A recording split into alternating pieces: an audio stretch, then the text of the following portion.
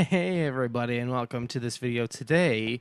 This is just a little bit of a redstone tutorial thing here. As you can see, I've been very busy. This is all just from last night, just testing out different things, and I finally got this here working. And I wanted to show you how to do this. So first, I'm just gonna hit that pressure pad, and if you look at that,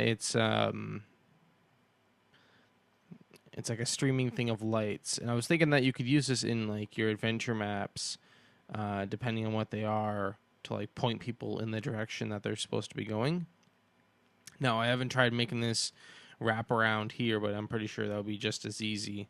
And I will explain why it is so easy. So let's just go over here, and I'll show you some basics stuff. So. But what I'm using for this is I'm using a clock, which is this thing right here. It's not actually going this fast because what I did is I had to extend it out. I'll just put that in there. I had to extend it out like this,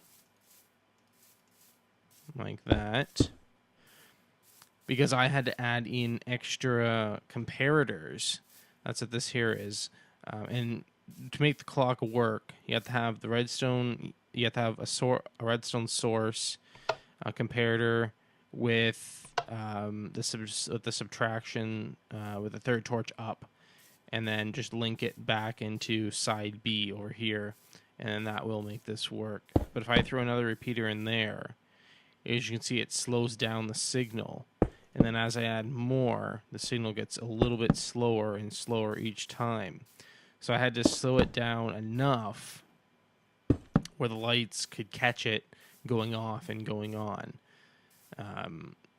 so that it could. So then from here, this is where my line comes off, which goes to, in this case, a lamp, which makes it flash. So that's a little bit too slow. So you could take this one here out. That still works. Take that one there out, and as you can see, it just stays solid.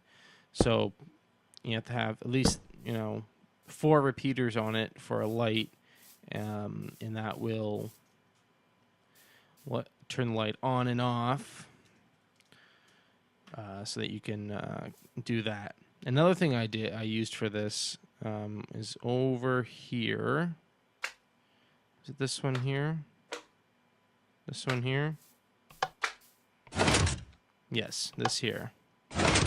So what this is a T flip-flop switch, which basically makes a pressure pad or a button or any kind of redstone, like button or pressure pad that only is on for a certain amount of time. So it goes on, pops back up. But even though this redstone is out, if I put something here, that's now on. And I will actually bring that over here so we can see it on this side. Slimes infesting. So you can see now that goes off. Now the reason why this works this way, so I'll quickly set one of these up as well. These are very easy to make. You can just use normal pistons. I'll just go right here. So you want to set up one piston there, 2 spaces, and another piston, like that. And then on one of the pistons, dig a hole. And in there, you want to put in a redstone torch. So it's right under redstone. So let's just get rid of, I'll need that. I'll get rid of that. I need that too. Get rid of that instead. Okay. So you put a redstone torch on the side facing the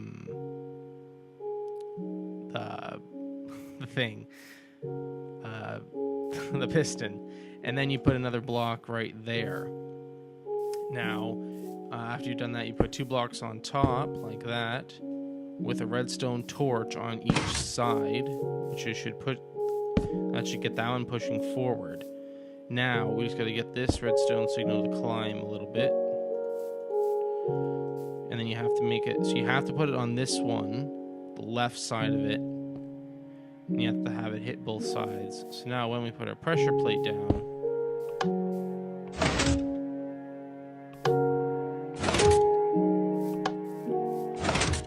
now you may ask, how is it actually turning the redstone signal on and off? Well, it's all just thinking about how redstone works. Redstone works when there's a solid block over top of a redstone torch. So, like, if I put a redstone torch down like that, and I put a block on top of it, I can get the signal from here, from there, right? But since we're putting it on the side, so if we put another block here, throw it to the side instead, like, we don't want that, we want this, put it right there. I should be able to put that there, get rid of that. Yeah, it's not working here.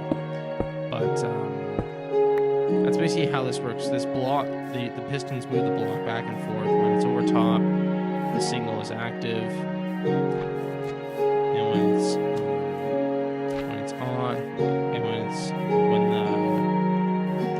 when the piston's off, it's off. So there we go. So there's a little bit of a delay there, but that's not a big deal. Okay, so let's go take a look at the redstone for this. So with the work, I'm just gonna break this, go down here. Now this is the buttons. Let's put my pressure plate. There we go. So the pressure plate down the hole is right here. So redstone signals can be sent. So if I put the redstone right below the pressure plate's on, it can go right through it. So it travels along here, down here, and then up into the T flip-flop, which is right here. Since it is completed, it's going to come around here. Now I spaced this out a little bit more. Just make it easy for you guys to see. Mention sort of pointer there to continue the signal, another one there, and another one there, make sure I have full signal going through.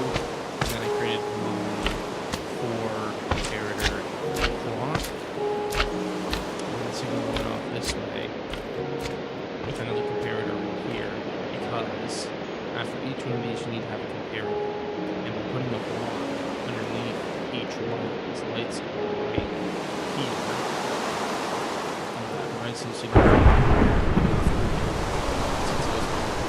creates the next one, so it's all the way down.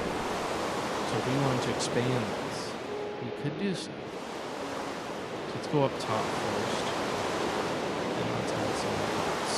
And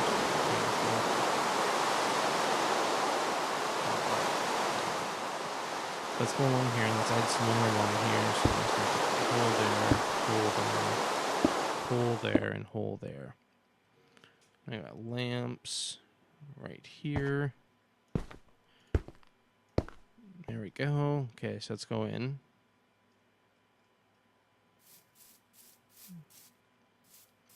Okay, so we can see where our redstone lamps are. So first I'm going to continue the floor over right to the edge.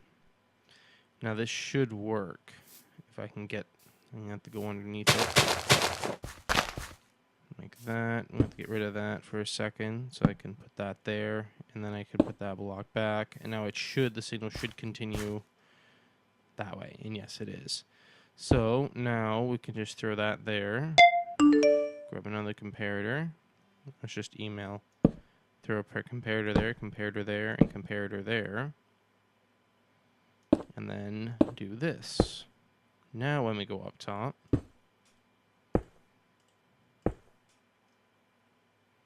and see it's going all the way around. So you can create pathways with this and make some pretty cool stuff with doing this kind of thing. I'll just fill in all these holes now, since we no longer need them. So that's pretty much how that works. It's just a clock with a T flip-flop and slowing the clock down so that each light has time to turn on and off as the signal goes through. Now I can show you this over here in a more simplified manner. Okay, so this little thing right here is basically the same kind of thing, except for it's activated by stuff in the chest. So the way this one here works is with the comparator up against the chest. Whenever there's something in the chest, it's like if I fill this all with diamond swords, then I'm going to get full strength. So like if over here, so let's just lay a repeater down with some redstone like that. And let's put some stuff in here. So let's grab some swords. Let's grab a few more of these. We'll just get rid of that. There we go. So now if I guess I get a chest, and then I can show you this part. So let's get a chest. I'll replace that block with that. There we go. Put the chest down. Now when I put one sword in there, as you can see, it's getting a signal strength of 1. Add another sword, and I'm getting a signal strength of 2. And then still 2. Go away. So it's basically increasing the strength each and every time. So as we put more swords in there, so let's get some more swords. There we go. You can see it's going to get longer and longer as time. If you filled the chest, it's going to get longer and longer. The same thing works down here with the hopper. So there, no redstone. Put that in. Now there's a redstone signal. And then I had this set up to this command block to say something. So you could do things like that for like your adventure maps with the comparator. But anyway, back to this one. So I'm going to grab all the swords out of this one down here. Like that. Okay, so I'm just going to throw all these swords in. See, now that I really just need one in here. Okay, so they're all lit up, right? And then when I take it out, they all turn off in sequence. That's basically how this here is working too. It's turning on, and then it's turning off, and they're all turning off. But then by the time it gets down here, they're already turning back on again, thus creating that look of motion throughout the lights. So that's the way that's working. I think it's pretty good. And that's about it for today. That's my first little redstone tip. This here does not work, by the way, so don't even try that. You could do something like that, though. That'll work. But, so yeah, you can just do, and you could do the same kind of thing. You know, instead of putting these in here, you could put pistons in here instead. And they'll work the exact same way.